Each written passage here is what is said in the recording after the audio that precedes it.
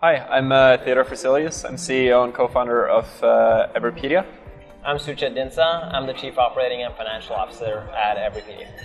So our Korean community have basically collected a bunch of questions that they wanted to ask us, so we're here to answer them today. Yeah, with our community managers, that we appreciate a lot.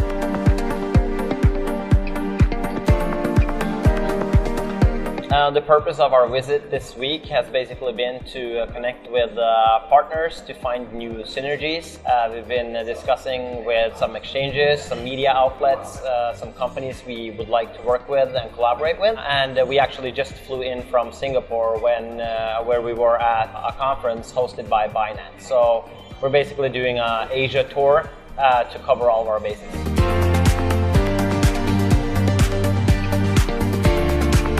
The meaning of Everipedia is the word every is from everything. The word pedia is from encyclopedia. And that kind of goes with our motto that we've had from the start, that we're everyone's encyclopedia.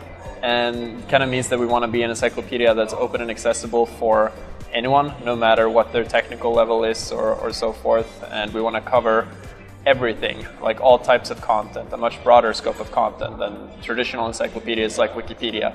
Also everywhere, which is the fact that we want to be available to anyone, no matter where they live in the world. So that's kind of the meaning behind Everipedia and why we went with that name.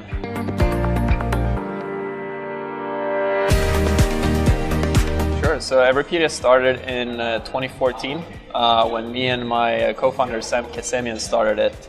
And the reason why we started it was because we were both like hobby editors on Wikipedia, and we felt like Wikipedia basically hadn't been updated in like almost 2 decades, since it was founded.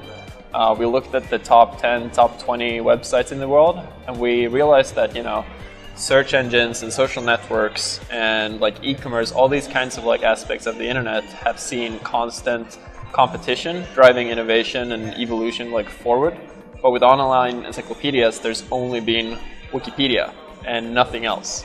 The design of Wikipedia hadn't been updated since its foundation. The functionality hadn't been updated. The community policies were the same they were, almost 20 years ago. And so we just saw a lot of opportunity to basically improve upon all of those aspects with Everipedia. So we wanted to create a more modern and a more inclusive version of Wikipedia, essentially, and that was the original idea. And then we basically had Travis Moore and Mahmoud Mukherem join us as co-founders later in 2015, and we raised our first seed round from Mucker Capital during the summer of 2015. That's basically how the company got started.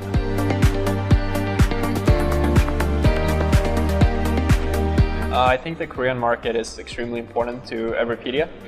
And we've seen a lot of like organic growth in Korea, a lot of interest from our Korean community. In a lot of other countries, we've had to basically, go in and advertise ourselves for people to find us and find us interesting. But in Korea, it's the other way around, where people find us and they come to us. So I think that's what's really cool about the Korean community and the Korean market, that there's just so much interest for Everipedia. That's just like happening organically, and a lot of organic growth, and that also translates to a lot of trading volume, a lot of people holding IQ, and a lot of IQ investors being based in Korea. And one of the reasons we decided to build on EOS in the first place was a strong community presence here in South Korea, also in China, among other reasons like IPFS being embedded in the software. And the focus on consumer dApps, but the presence in Korea was very important to us, and it still is. So this is really a market we're focusing on and trying to take a bigger position.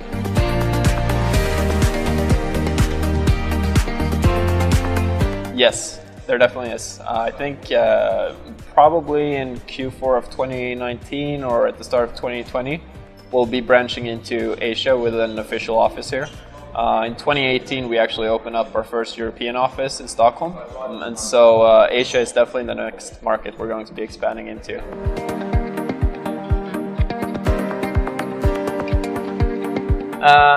So in regards to legal support in terms of local regulations and compliance, we're going to be focusing on helping community managers and the community in respective countries be compliant and support them with legal advice and local resources in order to clarify all questions.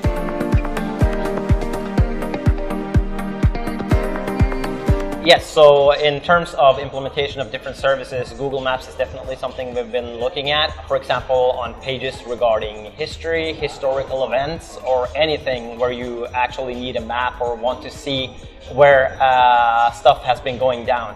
And also, in terms of integrations, if you, for example, have a page for an artist, you can have a Spotify integration or iTunes integration where you could stream the song directly from Everipedia, and yeah, so we're definitely looking into different implementations and integrations in order to make the experience on our site more seamless.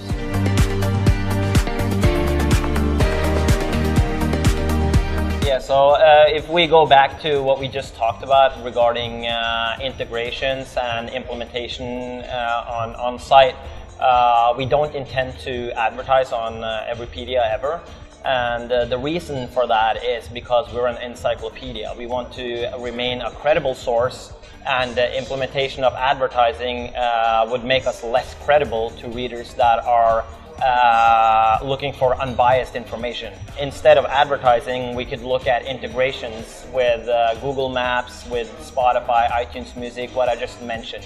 So instead of advertising, rather than that, look for synergies and partnerships and sponsorships, as you call it. Yeah. I also think, to add to that, that ads is kind of the Web 1.0 way of making money. I think that, you know, if we want to create something that's truly innovative, we need to create a platform without advertising where we find other ways to monetize.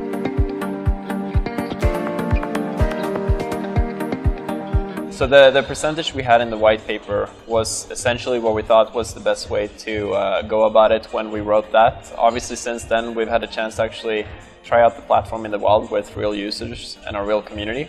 And so, you know, our developers have kind of adjusted it slightly to test different levels to see what works best. I think we might have to continue testing it a bit more before we find the perfect balance. But I think if we continue doing that, we will eventually.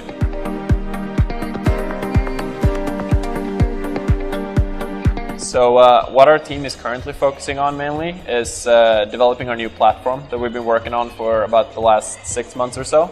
And what we're basically doing is we're rebuilding the entire front end from scratch in React. And so the new front end is going to feature a lot of new functionality and much better design, a much better user interface that's much easier to use for non-technical people. I think it's very important for us being like a blockchain encyclopedia to create, you know, a platform that people can use that aren't necessarily technical or even know what blockchain is. Yep. Anyone should be able to use it. The average Joe should be able to use it. And I think if you don't do that, then you're never going to reach people outside of the blockchain space. Yep. And so that's what we're focusing on in the first 2 quarters of 2019. We're going to launch the new platform at the start of Q2 2019. And with the new platform, we're basically going to be ripe for aggressive expansion in a lot of new markets, like Korea, for example.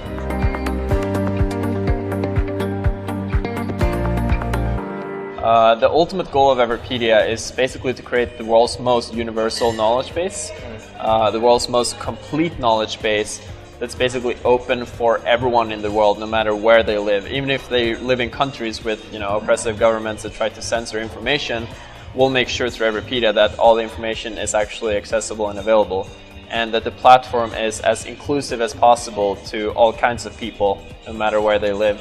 Yeah, and we've been talking about this a lot. We really want to put information sharing back on the agenda in curriculums, in educational institutions around the world as well.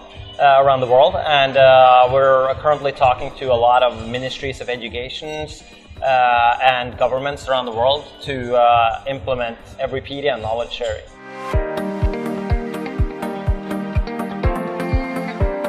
Yeah, so to the Korean community, we really want to first of all say thank you so much for contributing on the site, and to our brilliant community managers that work hard every day and make sure that everything is up and running, and that the community gets sufficient support and that the right pages or pages are being created, also technical support. And we would like to ensure you that we have big plans for Korea. We want to expand a lot more. We want Korea to become an important market to basically contribute to better and wider knowledge here in Korea, but also around the world, so that the world can go into the Korean Everipedia page and actually read about what's going on in Korea, who the Koreans are. Like, everything is so divided into silos around the world. Based on information sharing. So that's what we want to solve here in Korea, and you can expect big things from us. We have a lot of plans for Korea. So yeah, looking forward to that, and to continue to support you and for your support in us. Yeah, we have some very aggressive expansion goals set for 2019 in Korea. So it's a lot of exciting stuff on the agenda that I think everyone is going to be very happy about. Yeah.